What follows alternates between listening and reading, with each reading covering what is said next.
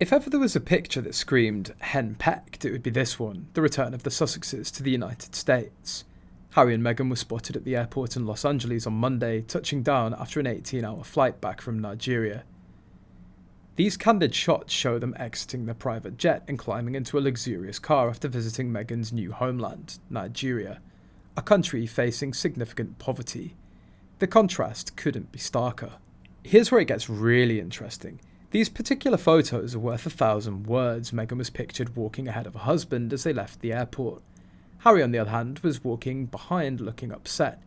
There's no hand-holding or backstroking, just two people, likely exhausted from a long flight and in bad moods. Why?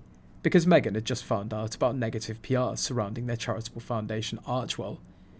She was reportedly furious, especially since she thought everything had been settled.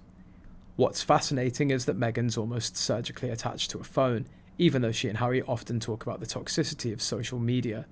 She spends her time scrolling for positive and negative stories about them, analysing who wrote them and whether they're fair. What a way to spend your time. Allegedly, Meghan's obsession with the phone is something she keeps private. Recently in Nigeria, they only allowed friendly media outlets like People magazine and their photographer friend Misan Harriman.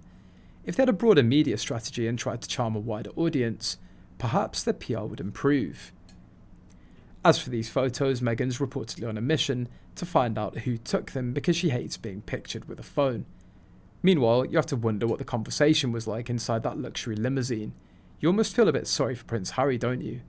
While Meghan Markle professes to be experiencing the peak of happiness, many observe a contrasting sentiment in her husband Prince Harry. Interestingly, Meghan's declarations of joy coincide with Prince Harry's recent snub by his own father, King Charles, during his visit to London. According to People, Meghan was asked about her life during a recent trip to Nigeria. In an interview with the publication, she said, "We're just doing great and happy to be watching our family grow up and evolve. Of course I'm happy, we're really happy." Yet, in every photo of the two of them together, Meghan can be seen smiling while Harry looks downright miserable. And of course, the internet sure did have a lot to say about the matter. Some even commented with, "Your husband was upset just a few days ago over not being able to get the attention he so desperately wants from his father." Also in tears about a role he abandoned and was given to his brother. You'd think if he was happy, he wouldn't ask for a meeting in the first place or care about something he gave it all up for.